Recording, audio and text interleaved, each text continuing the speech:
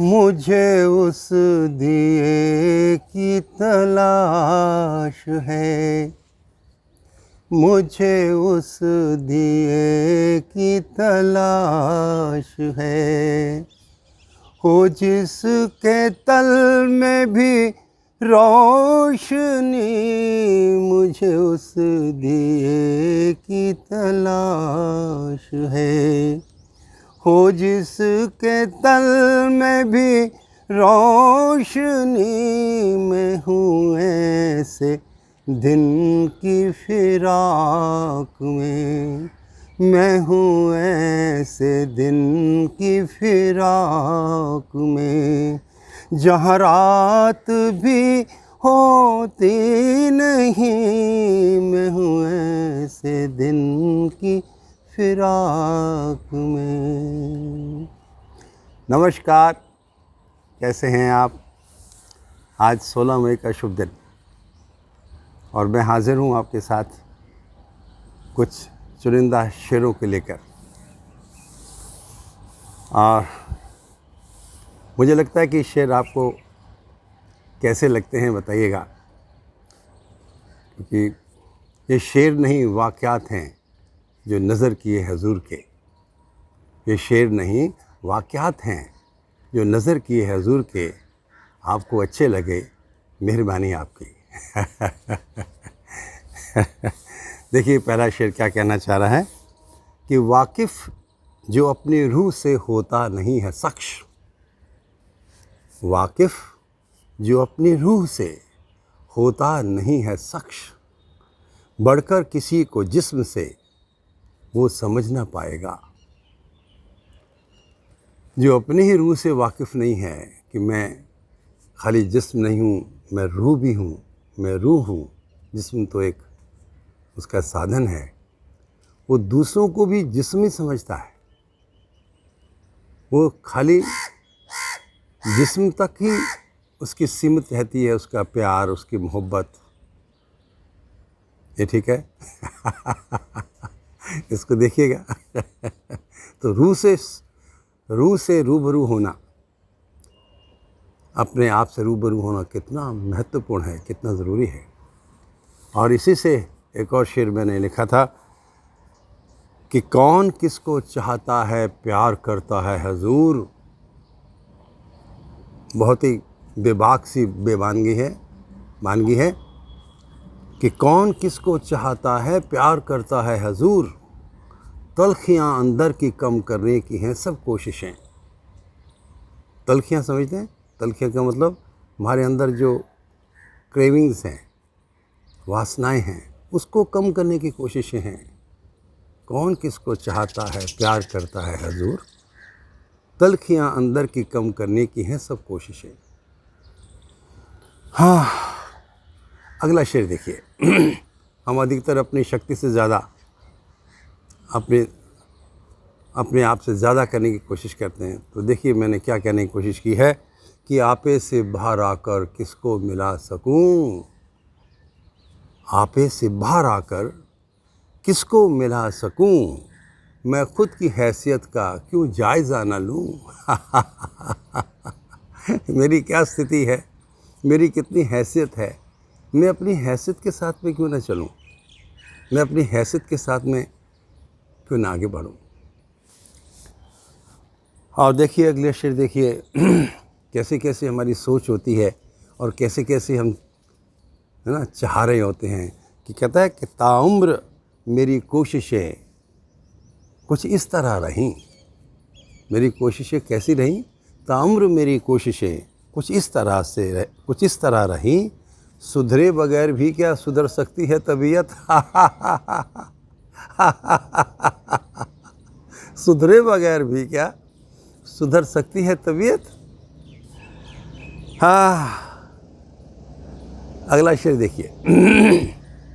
कई लोग बहुत खुश होते हैं, कहते हैं मैं बहुत व्यस्त हूँ, है ना, मुझे बहुत सारे काम हैं, मुझे बहुत सारी चीज़ें देखनी है, मुझे बहुत सारे झंझट हैं मेरे। तो देखिए मैंने कुछ कहने की कोशिश की है। कहते हैं बहुत सारे मुद्दों पर गर घिरे रहते हैं आप। बहुत सारे मुद्दों पर गर घिरे रहते हैं आप, क्यों ना अपनी सोच को भी जांच करके देख लें। हमारी सोच कैसी है उसको जांच कर देख लीजिए, कहीं सोच में तो कन्फ्यूज़न नहीं है। तो जितना हमें लगता है कि ये करना है, वो करना है, ऐसे करना है, वैसे करना है, मुझे कोई टाइम नहीं है, मुझे किसी से बात मुश्किल हो सकती है, इससे क्या मतलब हुआ कि बहुत सारे मुद्दों में घिरे रहते हैं। आपको बहुत सारी है ना, हाँ, तो सोचने की बात है, अपनी सोच को भी देखना पड़ेगा। बढ़िया। एक और शेर देखिए, बड़े प्यार, बड़ी छोटी सी बात कहना चाहता है कि तुम्हारे आने से बन जाता है अफसाना। क्यों चाहता हूँ कि आप आ जाएं, क्यों चाहता हूँ कि मैं ना आपकी आपकी महफ़िल में मैं क्यों आना चाहता हूँ, या आपको अपनी महफ़िल में क्यों बुलाना चाहता हूँ, है ना।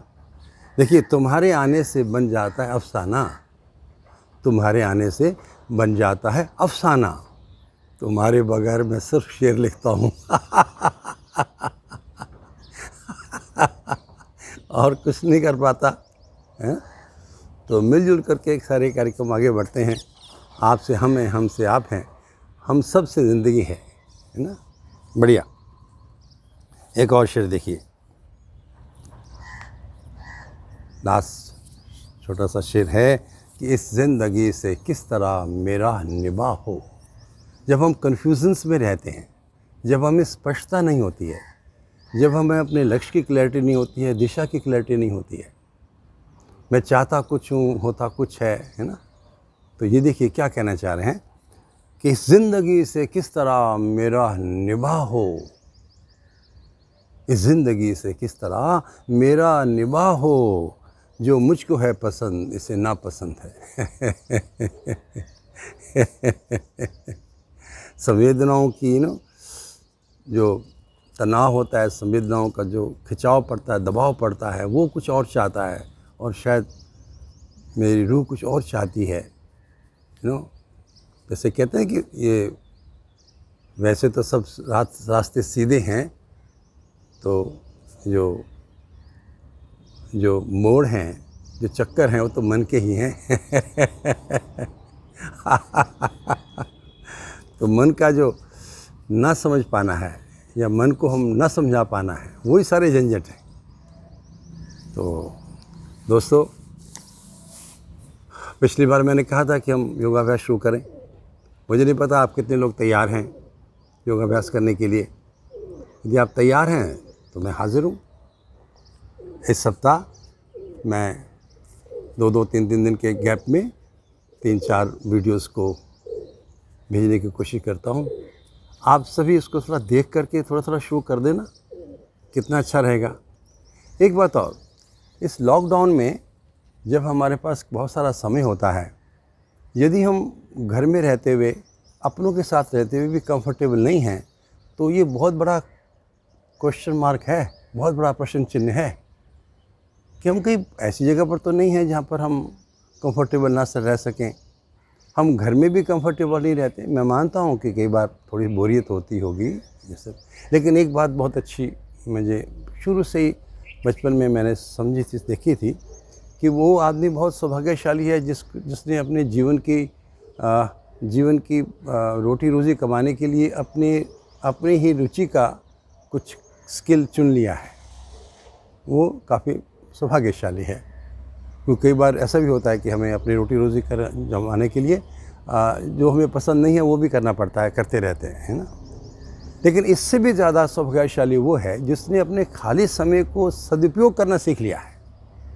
तो मुझे लगता है कि ये खाली समय हमें मिला है, यदि हम इस समय के बाद पहले से ज़्यादा बेहतर नहीं हुए, उससे पहले ज़्यादा कुछ समझ नहीं आई, उसके बाद हम और अच्छे नहीं हो पाए, अपने परिवार में अच्छे नहीं हो पाए, हम अपने बच्चों के साथ में अच्छा नहीं रह पाए, हम कुछ और स्टडी नहीं कर पाए, हम अपना फिज़िकल मेंटल लेवल बेहतर नहीं कर पाए, तो निश्चित रूप में हम अब समय का सदुपयोग नहीं जानते हैं।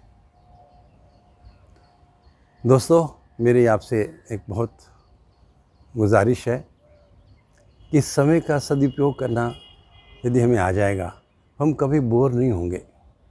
हम कुछ और अच्छा करेंगे, कुछ और अच्छा सोचेंगे। क्या आप मेरे साथ सहमत हैं? तो ठीक है, तैयार हो जाइएगा। हल्का फुल्का अभ्यास, बड़े अच्छे से अभ्यास, सिंपल सिंपल है ना क्रियाएं, सहज से ऐसी क्रियाएं जितना हो सके करें।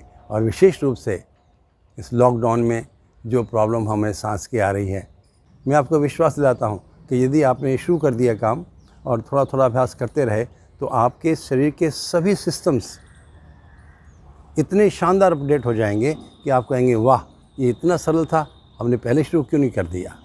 ठीक है, खूब सारी शुभकामनाओं के साथ नमस्कार, धन्यवाद।